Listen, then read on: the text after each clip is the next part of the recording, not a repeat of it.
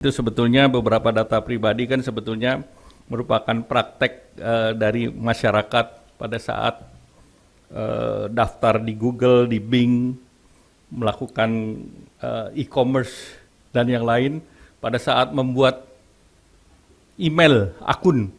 Itu kan data upload sendiri. Assalamualaikum warahmatullahi wabarakatuh. Salam sejahtera bagi kita semua. Ini teman-teman media cetak, media elektronik, dan Bapak Ibu masyarakat yang kami hormati. Saya didampingi oleh Deputi Pak Edi, Ses, Pak Ellen, dan Pak Haryo.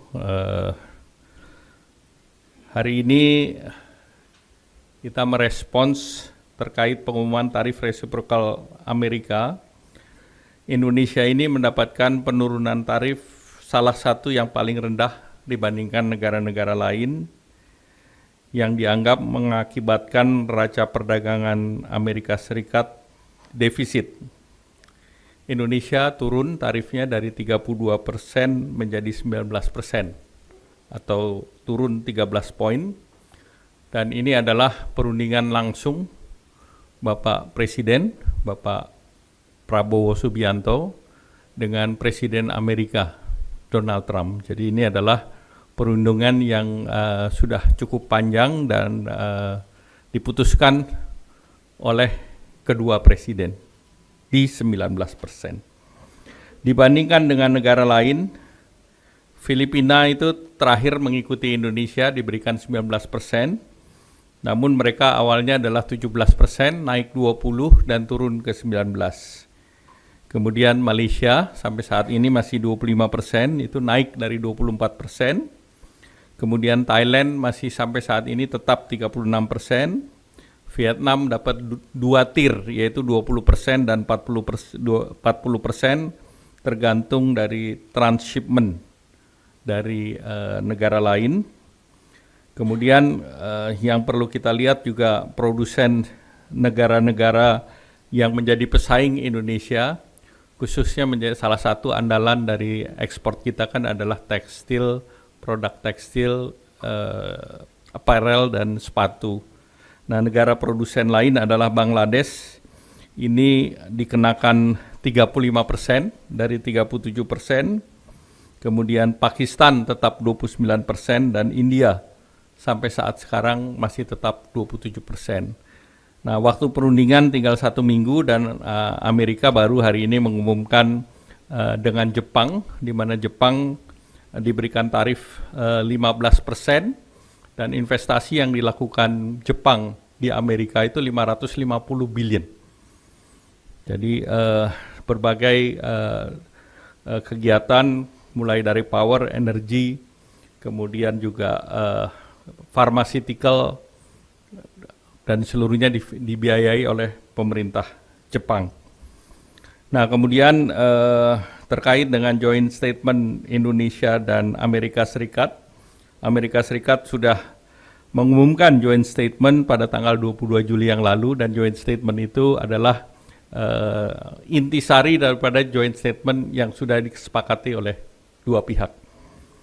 Secara umum, joint statement menggambarkan kesepakatan yang telah dibahas, dan Amerika Serikat menunjukkan poin-poin penting dan komitmen politik baik Indonesia maupun Amerika yang akan menjadi dasar perjanjian perdagangan nanti. Nah, tentu akan dilanjutkan dengan pembahasan lanjutan yang menyangkut kepentingan kedua negara. Perundingan masih akan terus berlangsung untuk bicara detail teknis, karena masih ada beberapa kepentingan yang dijanjikan dan akan ditindaklanjuti, yaitu terkait dengan beberapa pokok, yaitu Indonesia akan diberikan juga tarif yang lebih rendah 19% untuk beberapa komoditas. Nah, yang dikatakan adalah komoditas sumber daya alam yang tidak diproduksi oleh Amerika Serikat, seperti kelapa sawit, kopi, kakao, produk agro, dan juga produk mineral lainnya, termasuk juga komponen pesawat terbang dan juga komponen daripada produk industri di kawasan industri tertentu seperti di free trade zone. Jadi itu sedang dalam pembahasan dan itu dimungkinkan lebih dari 19%, lebih rendah dari 19% dan dimungkinkan mendekati 0%. Seperti kita ketahui bersama bahwa Amerika juga melihat bahwa Eropa memberikan kita CPO 0% dalam EU SEPA. Jadi beberapa itu juga menjadi benchmark. Kemudian kalau terkait dengan data pribadi, itu sebetulnya beberapa data pribadi kan sebetulnya merupakan praktek dari masyarakat pada saat daftar di Google, di Bing, melakukan e-commerce dan yang lain pada saat membuat email akun itu kan data upload sendiri dan data-data gini tentu ini data pribadi dan bagi kesepakatan Indonesia dan Amerika adalah membuat protokol untuk itu. Jadi finalisasinya bagaimana ada pijakan hukum yang sah, aman, dan terukur untuk tata kelola lalu lintas data pribadi antar negara atau cross border daripada data pribadi tersebut. Dan ini adalah menjadi dasar hukum yang kuat untuk perlindungan data pribadi warga negara Indonesia. Dan ketika menikmati layanan cross border. Nah, cross border itu kan bukan hanya ke Amerika Serikat tetapi ke berbagai negara lain. Jadi itu sudah Indonesia sudah persiapkan protokol, salah satunya protokol seperti di kawasan digital Nongsa. Di kawasan digital Nongsa dipersyaratkan security-nya itu bukan hanya security daripada segi digital, tetapi juga security physical. Jangan sampai ada orang masuk misalnya ke data center tanpa izin, kemudian mengambil server atau mengambil data. Demikian pula keamanan kabelnya sendiri. Kabelnya berada dalam standar tertentu sehingga orang nggak bisa tapping terhadap kabel tersebut. Jadi ini beberapa security yang dilakukan di sektor digital dan tentu selama ini kalau bertransaksi menggunakan digital seperti Mastercard, Visa Card itu data pun antar satu negara dan negara lain dipertukarkan. Yang terkait juga dengan KYC, Know Your Customer. Jangan sampai yang blacklist nggak bisa, ataupun ada fraud. Nah itu ada mekanismenya sendiri, bahkan dalam payment system kan tidak bisa dipakai begitu saja. Ada security lain seperti OTP dan yang lain. Sehingga data security itu menjadi penting dan inilah yang diperlukan protokol yang kuat untuk melindungi data dalam transaksi, baik itu digunakan melalui cloud computing maupun kedepannya akan semakin banyak lagi penggunaan AI. Karena AI adalah data mining atau scrolling dari seluruh data-data yang ada di digital. Nah kemudian data tersebut tentu terus diawasi oleh otoritas Indonesia yang juga berdasarkan kehati-hatian dan berdasarkan hukum nasional tentang perlindungan data pribadi.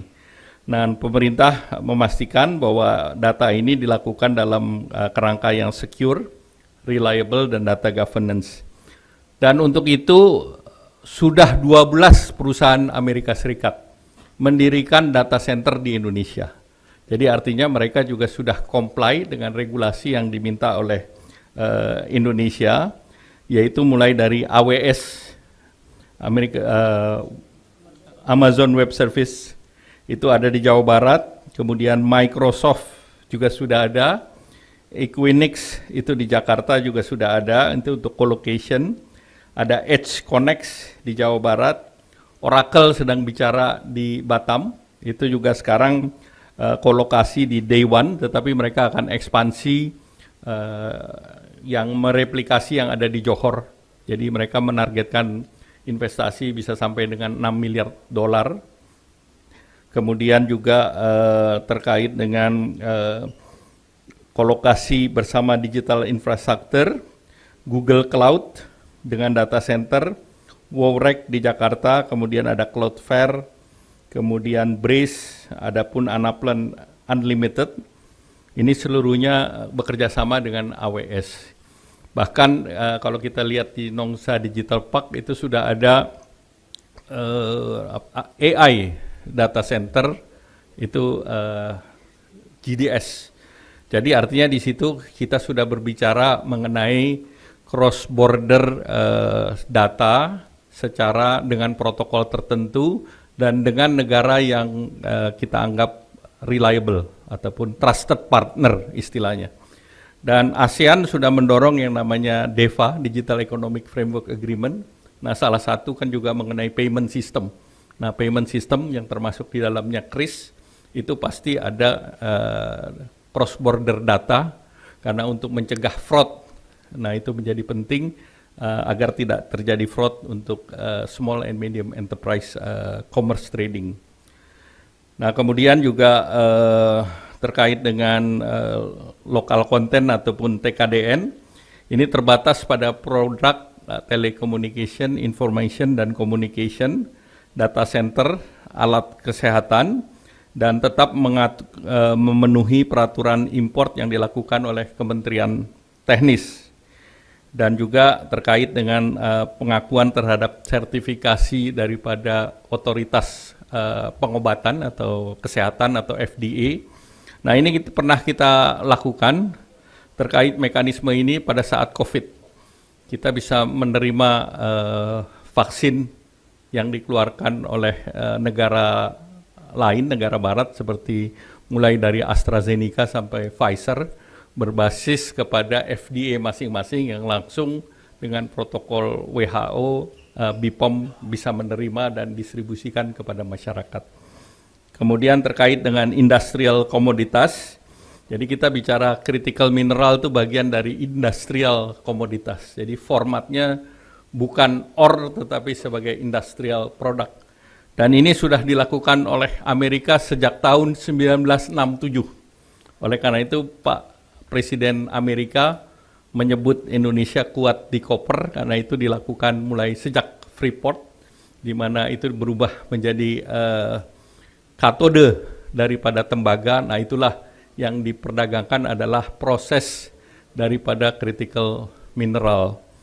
Dan selanjutnya juga sudah ada pembicaraan antara Danantara dengan Development Finance Corporation untuk membiayai investasi ekosistem di bidang mineral kritis.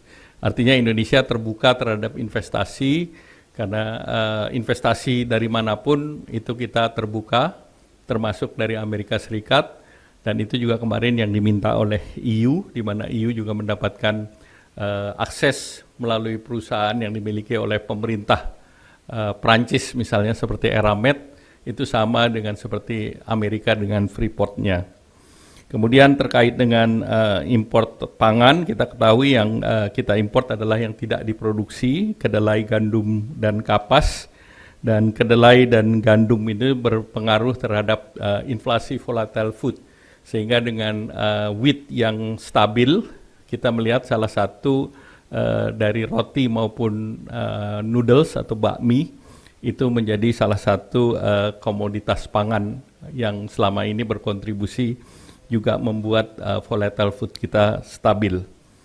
Kemudian terkait dengan neraca komoditas, kita sudah sampaikan bahwa neraca komoditas bukan pembatasan import, tetapi itu lebih kepada data dari supply dan demand. Dan ini tidak ada pembatasan melalui neraca komoditas. Dan kita juga ketahui bahwa saat sekarang Amerika salah satu mitra utama ekspor utama kita, mitra dagang, yaitu kita bangsa ekspor adalah 11,22%. Kemudian juga untuk penanaman modal itu top 5 di tahun lalu sampai dengan 3,7 miliar. Namun dengan di saat yang sama Amerika Serikat juga komit untuk invest di Indonesia. Seperti contohnya ExxonMobil, dia sedang berbicara dengan Indonesia untuk membangun carbon capture and storage nilainya $10 miliar. Kemudian tadi saya sudah sampaikan, Oracle masih berbicara untuk investasi di sekitar 6 miliar US dollar. Microsoft juga akan membangun infrastruktur cloud dan AI, nilainya juga 1,7 miliar dolar. Kemudian Amazon akan memperkuat pengembangan AI dan cloud, juga besarnya 5 miliar dolar. General Electric dari GE Healthcare itu bekerja sama dengan Kalbe akan membuat CT scan pertama, pabriknya di Jawa Barat. Tahap awal akan invest 178 miliar, sehingga apa yang dilakukan pemerintah dengan kerjasama dengan Amerika adalah menjaga keseimbangan internal dan eksternal agar neraca perdagangan terjaga dan momentum ekonomi dan penciptaan lapangan kerja bisa terjamin. Seperti kita ketahui, kalau 32% artinya tidak ada dagang. Kalau 32% sama dengan dalam tanda petik embargo dagang, dan itu 1 juta pekerja di sektor padat karya itu bisa terkena hal yang tidak kita inginkan. Karena kita harus mencari pasar baru yang 11% itu. Untuk mencari pangsa pasar baru yang 11% itu bukan sesuatu langkah yang seperti tinggal membalik tapak tangan. Nah, Indonesia sendiri berharap perjanjian dengan Amerika akan meningkatkan daya saing, meningkatkan inovasi, karena itu yang akan diberikan oleh Amerika. Kemudian R&D, capacity building, mendorong perkembangan digital ekonomi, seperti tadi komitmen beberapa perusahaan Amerika untuk invest di Indonesia di data center, dan itu sesuai dengan apa yang diharapkan oleh pemerintah Indonesia, serta mendorong peningkatan logistik interkoneksi antar pulau. Tentu interkoneksi antar pulau kita memerlukan banyak pesawat, dan tentu salah satu selain yang bisa disediakan salah satunya dari Boeing agar kargo juga bisa berjalan. Dan tentunya trade ini akan diikuti oleh investasi.